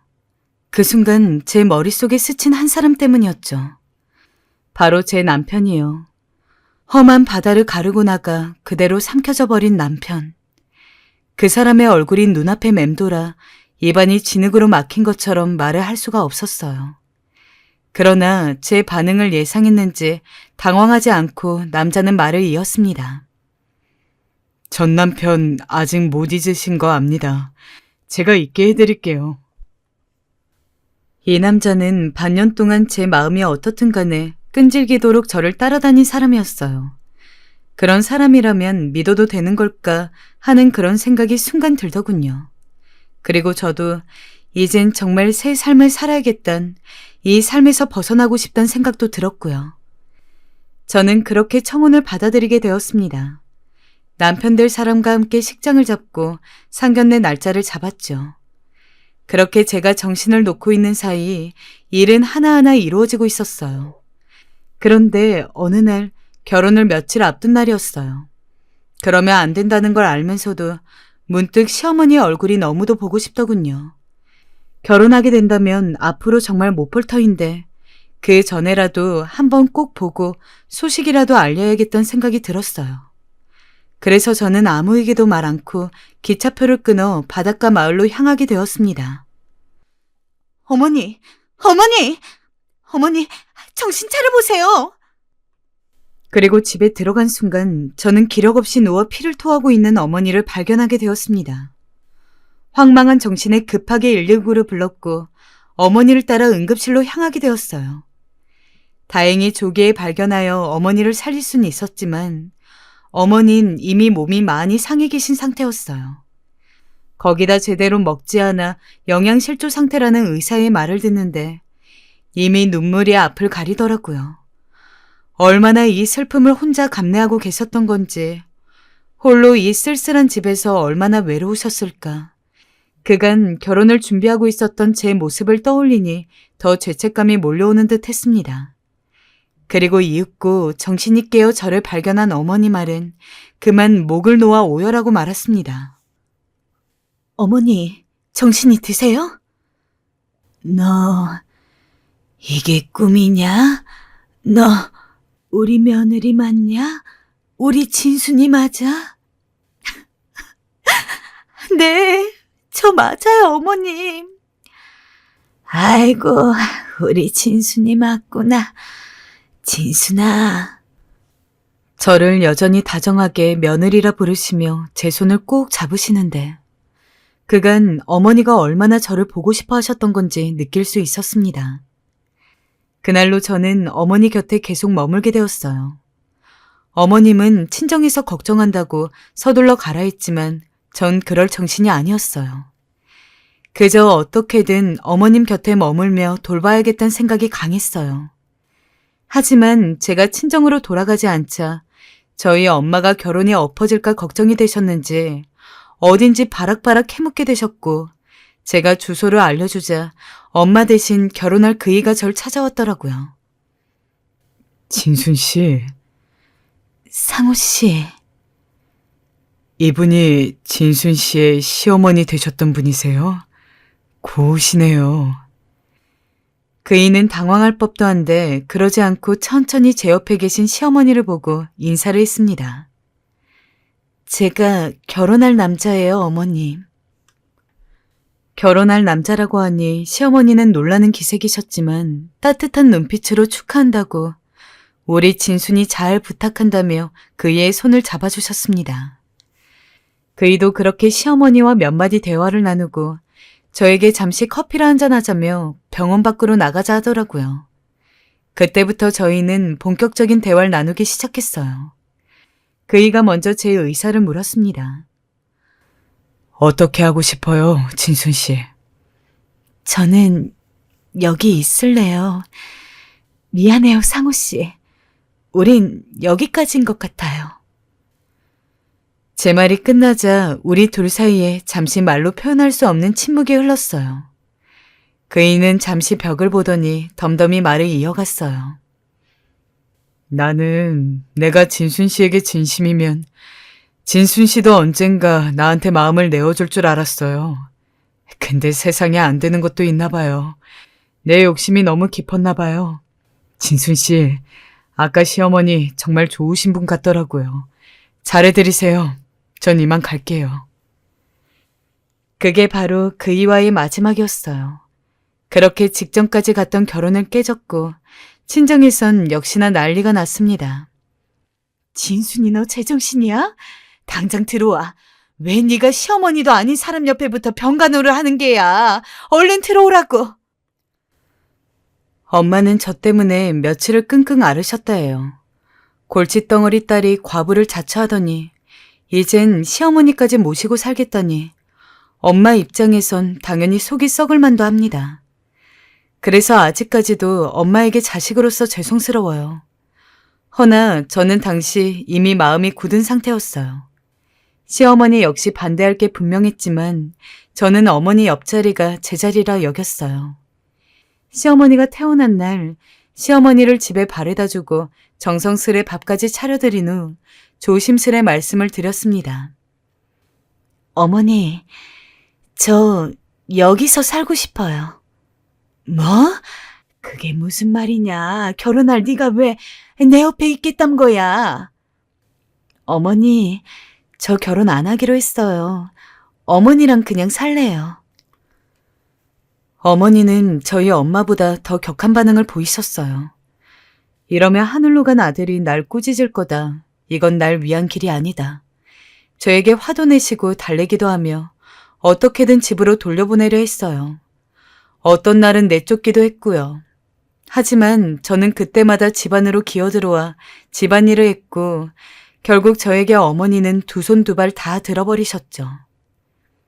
진순아, 그럼 약속해라. 좋은 남자가 있으면 가기로.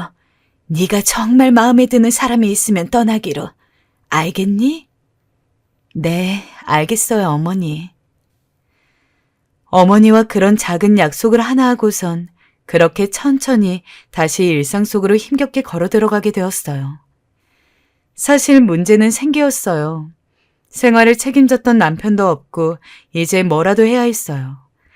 그래서 동네 아주머니들과 여기저기 물어보러 다니기도 하고 친정에도 도움을 구해서 살 길을 조금씩 마련해 나가게 되었어요. 아주머니들은 처음엔 제 흉을 보시기도 했지만 그럼에도 아픈 시어머니를 모시고 산다는 게 대단하다며 절 적극적으로 도와주시곤 했어요. 그러다 평소 절 기특하게 여기시던 어떤 아주머니가 제안을 하셨어요. 진순아, 너 앞으로 네 시어머니랑 같이 살려면 장사를 차라리 해보는 게 어떻겠니? 생선이요? 응, 시장에서 생선이라도 팔면 입에 풀칠은 하고 살 수 있지 않겠니? 아주머니 말을 들으니 그것도 좋은 생각인 것 같았어요. 그래서 낮엔 시장에서 생선을 팔며 그렇게 살아가게 되었는데요. 생선을 팔고 난 후엔 어머니 식당으로 갔어요. 어머니는 본래 아주 조그만 식당을 하셨고 뱃일을 하고 내려온 사람들이 허기를 달래는 작은 곳이었어요. 저는 새벽부터 오후쯤까지 생선을 팔고 오후에는 어머니 식당에 가서 같이 일을 했었어요. 몸이 썩 좋은 편은 아니었지만 살 국리라 하고 앞으로 살아야겠다고 마음을 먹어선지 보통 독해지는 게 아니더군요. 어머니는 그런 제가 안쓰러우셨던지 매번 아침마다 제 도시락을 그렇게 정성스레 싸주셨어요. 식당을 하시는 분이시라 보통 손맛이 좋은 게 아니셨는데 제가 좋아하는 반찬들로만 양껏 채워주시고 새밥을 뜨끈하게 해서 늘 싸주시곤 했어요. 시장에선 생선을 한껏 팔고 어머니 식당으로 넘어가면 또 제가 먹을 밥을 챙겨두셨다가 다시 한 상 차려주시곤 했고요. 진순이 왔니? 오늘도 시장에서 고생 많았다. 얼른 뜨끈한 밥 한 끼 하렴. 늘 눈가에 주름이 슬며시 지면서 천천히 웃으시는 어머니의 얼굴을 보면 계속 이렇게 살고 싶다는 생각만 했었죠. 그러면서도 어머니와 제 사이에는 은연중에 약속 같은 게 있었는데 속은 어떨지언정 겉으로는 남편에 대한 이야기를 잘 꺼내지 않았다는 거예요. 아마 둘 중 누가 하나라도 터뜨렸다간 견딜 수 없을 정도로 무너질 것 같았기 때문일 것입니다. 서로 얼마나 그 부분에 대해서 슬퍼하고 있는지 이미 어머니 곁에 제가 그리고 제 곁에 어머니가 있다는 것만으로도 충분히 증명해 주는 것이었으니까요. 차라리 다른 사람이라면 모를까 서로의 앞에서만은 얘기를 꺼낼 수가 없었어요. 어머니는 아마도 아들에 대한 그리움을 저에게 대해주는 모습들로 저는 어머니를 내가 책임지고 모셔야겠다는 각오로 그렇게 남편에 대한 사랑을 나타내며 살았던 것 같아요. 그 와중에도 어머니는 몇 번이나 저를 내보낼 생각을 하시기도 했었는데 이 일을 겪고 나서야 결국 완전히 꺾이셨고 완전히 모든 걸 내려놓고 저를 의지하게 되셨어요. 당시 제가 생선을 팔고 있을 때 옆 가게에 일하는 김 씨라는 남자분이 있었어요. 대략 아마 저보다 나이가 대여섯 살 정도 위였고 매번 같이 장사를 하다 보니 인사도 하고 이야기를 나눌 때가 있었어요. 그분은 꽤 나이가 들도록 장가를 못 갔는데 제가 남편과 사별한 여자라는 것을 어디서 듣고 알았던 모양이었어요. 진순아, 그 총각 나이면 그래도 흉은 아니다. 몇 년 전에 여기 왔다던데 그 사촌도 그렇고 총각네 집이 꽤 잘 사는 모양이야. 부모님이 안 계셔서 혼자 그렇게 열심히 사느라고 장가를 못 갔다네. 가게도 몇 개씩 갖고 있다더라. 그런 사람이 네게 호감을 보이다니 이게 보통 기회겠니? 어머니, 김씨 좋은 사람이긴 해요. 그런데 저는 또 시집가지 않을 거예요. 그렇게만 알아주세요. 진순아, 너도 좀 지나면 40이 될 텐데 그때는 더 이상 남자가 없을 거야. 아니, 네 홀몸도 힘든데 나 같은 노인네 데리고 네 인생에 재밌을 게 뭐냐. 그만 고집 부리고 김씨 좀 만나거라. 그러나 여기까지 오게 되니 저도 결심한 바를 어머니께 말씀드릴 수밖에 없었어요. 어머니, 저 어지간한 결심으로 어머니와 사는 게 아니에요. 명훈 씨가 안 들어오는 순간부터가 아니라 명훈 씨랑 결혼하는 순간부터 어머니와 평생 살겠다고 마음먹었어요. 그러니 제게 남편이 있거나 없거나 어머니와 사는 건 변함이 없는 사실이에요.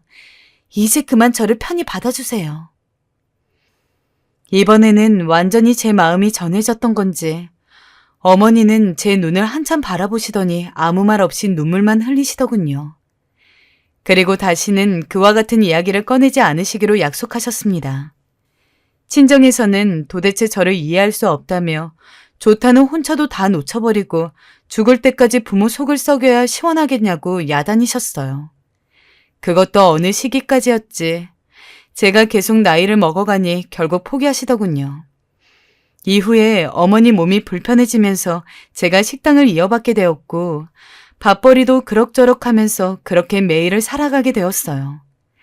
가끔 제가 아프기라도 하면 어머니는 굳이 본인이 나가시겠다고 아직도 본인 손맛을 좋아하는 사람들이 있을 거라며 억지로 우겨서 대신 일하러 가셨어요. 그것도 어머니 연세가 90이 다 되시니 그때가 돼서는 그리 하실 수 없었지만요. 어머니는 참 많은 것들을 제게 가르쳐 주셨어요. 식당을 할 때에도 음식들 손질하는 법이나 어머님만의 요리 방식, 가게를 꾸려나가는 방법들을 직접 손으로 써서 적어주시고요. 그 덕에 가게를 꾸려나가는데도 문제가 없게 되었습니다. 또 시어머니와의 추억도 많았는데요. 제가 운전을 배워서 어머니를 모시고 어디 좀 먼 곳으로 나가게 되면 그렇게 애처럼 웃으시면서 네 덕에 편하게 장도 보고 구경도 한다고 좋아하셨어요. 바람 참 좋다, 진순아. 그죠, 어머니. 그래도 어머니 손 그리 뻗으시면 안 돼요. 위험해요. 알겠다, 알겠어. 이상하게 저는 어머니가 웃으시면 마치 남편이 웃는 것 같아서 얼마나 좋았는지 몰라요. 그게 꼭 제 상처에 일시적으로 약을 발라주는 듯 느껴지곤 해서 어머니를 그렇게 웃게 해드리고 싶었어요. 저보고 미련한 여자라고 수군대는 여자들도 많았지만 결국 산다는 건 제각기 스스로 손으로 끌어모은 것들로 사는 게 아닐까요? 남들이 뭐라고 하건 저는 상관이 없었어요. 그런 날들을 수년에서 10년, 20년, 30년 이렇게 보내오다 보니 어머니와 보낸 시간들이 제가 결혼하기 전 홀로 보내던 때에 몇 배로 훌쩍 넘기게 되었어요. 그 사이 저는 다소 인생의 힘든 시기도 넘기게 되었어요. 바로 저희 친정엄마가 돌아가신 거였어요. 자식이라면 누구나 한번 부모를 보내야 하지만 평소 엄마 가슴에 대못을 많이 박은 자식이라 그런지 슬픔이 다른 자식들보다 몇 배로 더 컸어요. 엄마 영정사진 앞에 있는데 제가 여기 있을 자격이 있나 하는 생각마저 들더라고요. 허나 시어머니가 엄마가 돌아가셨을 때도 같이 오셔서 제 마음을 참 많이 다독거려 주셨어요. 진순아, 너무 마음 아파하지 말거라. 분명 좋은 곳으로 가셨을 게다. 네 어머니가 일전에 날 찾아와서 한 말이 있어. 진순이 네가 자신에게 가장 어여쁜 자식이라더라. 넌 그런 자식이다. 저는 어머니의 말에 더 목이 메인 듯 울었고 그 후 어머니의 보살핌 덕분에 겨우 정신줄을 붙잡을 수 있었어요. 아마 어머니가 아니었다면 정말 죄책감에 평생을 몸부리치며 살았을 겁니다. 당시 우리 어머니도 연세가 보통 연세가 아닌데다 저도 나이가 좀 많은 게 아니었으니 똑같이 나이 먹은 제가 어머니를 모시는 건 육체적으로 참 고되긴 했는데요. 그래도 요즘 사람들이 보내는 요양원에는 제가 너무 구식이어서 그런지는 몰라도 그건 못하겠더군요. 저는 이후 어떻게 보내게 될지 몰라도 어머니는 이 집에서 쭉 계시게 해드리고 싶었어요. 서방님들이 오셔서 제안을 하셨음에도 불구하고 저는 거절하고 그저 어머니와 그렇게 쭉 있었어요. 하지만 이후 몇 년을 더 보내시고 주무시는 건지 가신 건지도 모를 정도로 숨이 얕게 흔들리던 날, 그렇게 어머니는 아들과 본인의 남편이 있는 곳으로 조용히 가셨습니다. 그처럼 오래도록 제 곁에 있던 한 생명이 움직임이 있던 생명체가 종족을 감추게 된 것이라서 그리도 구멍이 컸던 것일까요? 이제서 저는 비로소 혼자가 되었다는 느낌이 너무나 커서 친정 엄마가 돌아가셨을 때도 그렇게까지 울지는 않았는데 그만 넋을 놓고 오열을 했어요. 어머니! 마음이 얼마나 허했는지 이제 정말 내 곁에는 아무것도 없다는 생각이 얼마나 컸는지 모릅니다. 이루 말로 다할 수 없는 결핍과 공백이 크게 느껴져서 새삼스럽게 빈자리가 두렵고 걱정스레 느껴졌어요. 그나마 당시 조카들이 이모 혼자 사는 게 안쓰럽다며 근처로 오라고 해주었는데 이상하게 저는 그러지도 못하겠더군요. 이 집에서 떠나 다른 데로 가게 된다면 물을 옮겨버린 물고기들 마냥 저는 옴짝달싹 못하고 숨을 못 쉴 것만 같았어요. 그러던 차에 서방님들이 오셨고 일단 정신을 차려야겠기에 얼른 재산 정리를 마치게 되었어요. 그런데 어머님이 모아두신 통장도 전부 드리면서 유품을 함께 처분하고 있었는데 대뜸 서방님들이 이런 말씀을 꺼내시더군요. 형수님, 어머니 통장에 있는 이 8천만 원과 보험료 5천만 원도 모두 형수님께 드리기로 저희는 얘기를 끝냈어요. 이건 형수님이 가져가시는 것이 맞아요. 그동안 마땅히 감사의 표현도 드리지 못했는데 이걸 저희에게 주시다니요. 가당치도 않습니다. 네? 본인들의 형이었던 제 남편과 비슷한 성품이라 늘상 말씀들이 별로 없으신 분들이었지만 이런 생각을 하고 계시는지는 정말 몰랐어요. 그리고 또 이어서 하시는 말씀에 정말 어떻게 반응을 해야 될지 머릿속이 복잡해지더군요. 그리고 이 집 너무 낡아서 이제 형수님도 연세가 많으신데 혼자 이것저것 다 고치고 손보고 잡아가며 사시기 힘드실 거예요. 어머니 계실 때 해드렸으면 좋았을 텐데 저희도 여윳돈 모으는 게 쉽지가 않아 너무 늦었어요. 이 집 허물고 새로 집 지어드리려고 합니다. 남편과는 그리 오래 살지 못했지만 어머니와는 수십 년 넘게 살아왔던 이 집. 그냥 제 피부와 같이 그대로 한 몸이 되어버린 집이지만 그간 살면서 여기저기 고장이 나고 부스러기가 떨어져도 여자 둘이 살면서 한계가 있던 부분이 있었어요. 그래도 여태껏 잘 살아왔는데 제가 나이가 많이 드니 몸도 성치 않고 갈수록 나 혼자서 이제 어찌할까 싶은 부분이 있기는 했습니다. 그런데 이렇게 마음을 써주시니 두 서방님들께 참 감사하고 죄송한 마음이 들더군요. 그래서 고맙습니다. 정말 고마워요. 나는 말만 되풀이했어요. 지금은 공사가 들어가 있고 저는 언니들이 얼마간 와 있으라고 해서 번갈아가며 함께 지내고 있는데요. 내 자매들이니 편히 대접받으며 살고 있기도 하지만 여전히 어머니와 남편의 기억이 깃들어 있는 그 집 생각이 많이 나기도 합니다. 앞으로 될 수 있는 한 남편과 어머니를 너무 많이 그리워하고 아파하지는 않으면서 이제껏 그래왔던 것처럼 하루하루 충실하게 살아가고 싶습니다. 지금까지 사연 들어주신 분들 모두 감사합니다. 마지막으로 저희 시어머니 그리고 날 낳아주신 엄마, 두 명의 어머니 모두 하늘에서 평안히 쉬세요. 제가 찾아뵐 때까지 그저 웃는 얼굴로 행복하게 지내고 계셔야 합니다.